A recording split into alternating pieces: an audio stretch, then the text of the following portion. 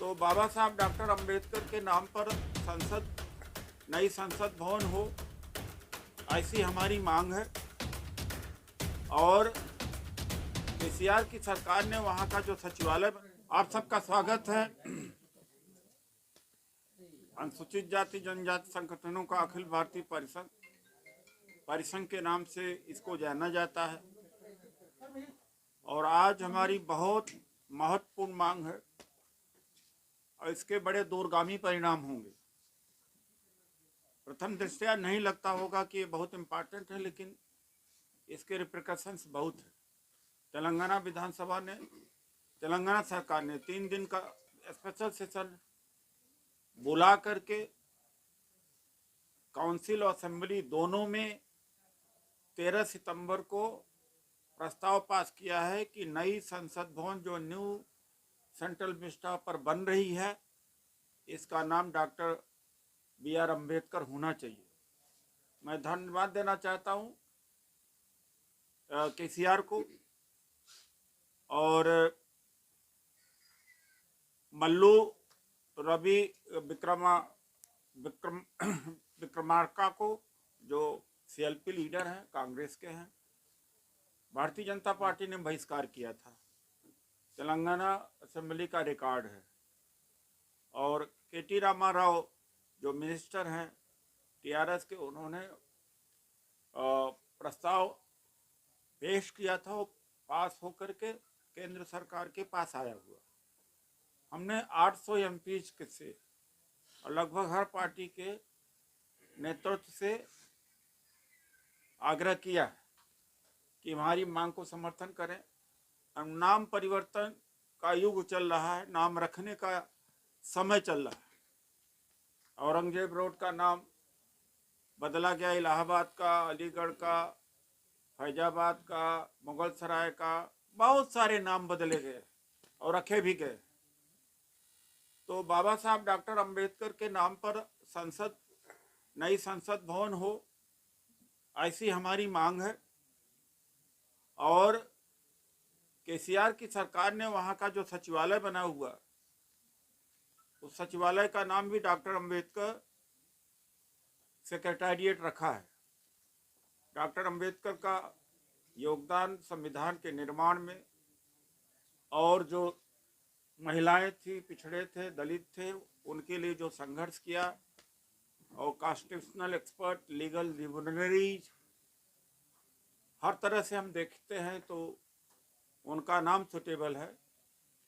और इसलिए देश के तमाम हजारों संस्थाएं 28 तारीख को दिल्ली की रामलीला मैदान में रैली करने जा रही हैं। उसके बाद अगर नहीं बात मानी जाती है तो देशव्यापी आंदोलन होगा। तो हमारी मांग है कि नई संसद भवन का नाम डॉक्टर अंबेडकर पार्लियामेंट हाउस होना चाहिए, हमारी यही मांग है। और जब तमाम सारे नामों से स्थल बदले जा रहे हैं, मॉन्यूमेंट बदले जा रहे हैं, और नए कंस्ट्रक्शंस के, नए इमारतों के नाम भी रखे जा रहे हैं। अलीगढ़ का नाम हरिगढ़ हो गया, इलाहाबाद का नाम प्रयागराज हो गया, फैजाबाद का नाम अयोध्या हो गया, और मुगल सराय का दीनदयाल उपाध्याय हो गया। तो उसी कड़ी में हमारी भी मांग है कि बाबा साहब डॉक्टर अंबेडकर के नाम से नई संसद का नाम होना चाहिए। और करीब करीब कंप्लीशन पे है, मेरा ख्याल है 31 दिसंबर। और उसके बाद में इसको हम संसद में भी उठाएंगे। हम कोई राजनीतिक प्लेटफॉर्म से नहीं इसको उठा रहे हैं, क्योंकि उसमें बंटवारा हो जाता है। जो देश के बुद्धिस्ट है, अम्बेडकराइट्स है, रैशनलिस्ट है, प्रोग्रेसिव है, ह्यूमन राइट एक्टिविस्ट है, महिलाएं हैं, सिविल सोसाइटी, उन सब को लेकर के हम यह कार्यक्रम दिल्ली के रामलीला मैदान में 28 नवंबर को करेंगे और विशाल रैली होगी। हमारे साथी ओम सुधा जी, डॉक्टर ओम सुधा जी की बड़ी मेहनत रही है लगातार, क्योंकि मैं तो सामाजिक कार्य इतना नहीं देख पाता हूँ, और इनकी बड़ी टीम है, हमारी बड़ी टीम है। और महेश्वर राज जो तेलंगाना के हमारे परिसंघ के प्रदेश अध्यक्ष है, उन्होंने बड़ा संघर्ष किया। उसका परिणाम हमें देखने को मिला कि तेलंगाना की विधानसभा ने पास करके मोदी सरकार को आग्रह किया है कि मोदी सरकार विचार करे और नाम रखे। राष्ट्रीय अध्यक्ष जी ने जो अभी बात कही, नई संसद का नाम बाबा साहब डॉक्टर अंबेडकर के नाम पे करने के साथ साथ जो SC ST OBC समाज के जुड़े हुए मुद्दे हैं, जिसके लिए हमारे राष्ट्रीय अध्यक्ष जी लगातार 1997 से संघर्ष कर रहे हैं, वो तमाम मुद्दे भी हमारे इस रैली में शामिल हो गए। मुख्य मुद्दा तो है ही, उसके साथ साथ जो आरक्षण का सवाल है, जो ताबड़तोड़ निजीकरण चल रहा है, उसका सवाल है, सरकारी प्रतिष्ठान जो बेचे जा रहे हैं, वोट बेचे जा रहे हैं, उसका बता दीजिए। इन तमाम सवालों पर साथ ही साथ जब से नरेंद्र मोदी जी की सरकार आई है 14 के बाद, पूरे देश में मनुवादियों के हौसले बुलंद हैं और दलित उत्पीड़न की घटनाएं अप्रत्याशित रूप से बढ़ गई है। तो लगातार उसके लिए हम लोग संघर्ष कर रहे हैं, चाहे हाथरस हमारे राष्ट्रीय अध्यक्ष जी का दौरा हो, जाना हो, परिजनों से मिलना हो, या पूरे देश में कहीं भी दलित उत्पीड़न की घटनाएं होती है तो हमारे संगठन के पदाधिकारी, हमारे संगठन के लोग, हमारे राष्ट्रीय अध्यक्ष जी लगातार उसके लिए संघर्ष करते हैं। तो ये तमाम मुद्दे उन मुद्दों के साथ साथ शामिल होंगे और खास तौर पे ये जो कॉलेजियम सिस्टम है, न्यायपालिका में, उच्च न्यायपालिका में आरक्षण के लिए भी हमारे संगठन परिसंघ की एक लंबी लड़ाई, लंबी परंपरा रही है उसके खिलाफ संघर्ष की, तो वो मुद्दे भी शामिल रहेंगे जो 28 नवंबर की रैली है उसमें।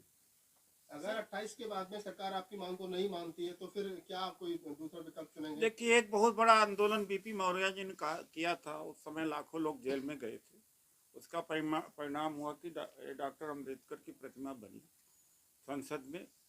तो वही एक रास्ता है कि जनता के बीच जाएंगे और जिले स्तर पर, प्रदेश स्तर पर धरना प्रदर्शन और तमाम विभिन्न जो राजनीतिक दल हैं उनसे संपर्क किया जाएगा। सर, जो कहते दलित सांसद हैं, SC ST के चुनकर आते हैं और 1000 करीब विधायक हैं, क्या आपने उनसे कोई सहयोग मांगा है इसमें? वो ज़्यादातर मरे पड़े हुए, उनकी हिम्मत नहीं है। मैं संसद में 5 साल तक था, सत्ता पक्ष का होकर के जितना बात, जो जनून बातें होती, चाहे GST का विरोध करना हो, जुडिशियल सिस्टम हो, और भी बातें हैं, उठाया करता था, वो नहीं कर हो पाएंगे। सर, किसानों का करीब 13 महीने आंदोलन चला था, बड़ी मुश्किल से उनकी जो है वो कानून वापस हुआ था, तो क्या लग रहा है आसानी से मानेगी सरकार आपकी मांगों को? मुझे मालूम है कि नहीं मानेगी, लेकिन एक बात भी मैं बता दूं कि 2 अप्रैल 2018 को जब भारत बंद हम लोगों ने किया था, भारत बंद की अगुवाई मैंने किया था, बल्कि पासवान जी, मायावती जी ने उसका विरोध भी किया था, और उसी के ऊपर हमारा रामलाल जी से बीजेपी के जो शीर्ष नेता थे उस पर काफ़ी बहस भी हुई थी। तो अंत में दोनों बातें मानी गई। भारत बंद के बाद दोनों बातें मानी गई। एक तो SC ST एक्ट का बात है, दूसरा रोस्टर सिस्टम की बात थी। तो ऐसी बात नहीं कि सरकारें नहीं मानी, लोग मानते हैं कि 2 ही चीज़ मामले में मोदी ने पीछे हाथ किए हैं, एक तो लैंड एक्विजिशन में, दूसरा फार्मर वाले मामले में। लेकिन 2 और बातें हैं जो क्योंकि सबसे संबंधित नहीं है, तो उसके ऊपर ज़्यादा ध्यान नहीं जाता कि 2 और मांगों के मामले में मोदी ने सरेंडर किया है। सर, बहुत सारे संगठन है बाबा साहब के नाम पर, बहुजनों के नाम पर, कितने संगठन आ रहे हैं आपके इस पूरी रैली में? देखिए, न मेरा है, न इनका है, न उनका है, सबका है। तो आना चाहिए सबको, खबर गया है हजारों लाखों को, आना चाहिए। और मुझे लगता है कि उस दिन रामलीला मैदान में एक अच्छी रैली हुई। हम लोगों ने तो अपील की है कि जो भी संगठन है अपना झंडा, अपना डंडा, अपना बैनर लेके आए। हमारे लिए कॉन्स्टिट्यूशन महत्वपूर्ण है, हमारे लिए बाबा साहब का मिशन महत्वपूर्ण है। सबका है, इसमें कोई नेतागिरी किसी की नहीं है। मैंने तो यह भी कहा कि भाई मैंने तो अपना नाम आगे किया भी नहीं हूँ। सब लोग आए, सबसे अपील है। आप लोगों के चैनल के माध्यम से हम लोग अपील भी करते हैं कि सब लोग जुटे इसमें। लोगों के जो लोग आएंगे उनको कुछ रुकने खाने की व्यवस्था, कोई पॉइंट ऐसा हो जहाँ पे लोग? हमारे लोग इस तरह के होते ही नहीं। हमारे ज़्यादातर कर्मचारी, अधिकारी, अम्बेडकरवादी और सामाजिक कार्यकर्ता होते हैं। 1500 2000 रुक जाए तो रुक जाए रामलीला में अम्बेडकर, वरना सब फ्लाइट से आते हैं, पहाड़गंज में भरे रहते हैं, अपने गेस्ट हाउस में रहते हैं। सारे एम्प्लॉय जो अधिकारी होते हैं जिनके बीच में काम किया। नहीं सर, जो लोग गांव देहात से आएंगे, किसान आएंगे, ओपन कॉल आप लोगों ने की है, तो उनके रुकने की व्यवस्था जब 2 दिन पहले, 3 दिन पहले कोई अगर आ जाए? देखिए, ऐसा है कि उम्मीद तो नहीं है कि बाहर से आते हैं, दिल्ली और दिल्ली के आसपास से किसान हुआ, चाहे जिसकी रैली हो, चाहे जिसकी रैली हो, वही है। अगर वो आए तो अपनी व्यवस्था पर आए। हम कोशिश करते हैं, हाथ फैलाते हैं समाज से, जो दान दक्षिणा मिले। अभी तो हम घाटे में हैं, लेकिन यह है कि हमारा कम से कम में होता है, लेकिन फिर भी आर्थिक तंगी के दौर से गुजर ही रहे हैं, क्योंकि इस मामले में बड़ा मुश्किल होता है। मतलब आपका कहने का मतलब है कि 50% राज्यों से लोगों की आने की संभावना है। जरूर। वो जो क्रीमी लेयर, हम रामलीला मैदान 97 से मैं 22 बार भर चुका हूँ।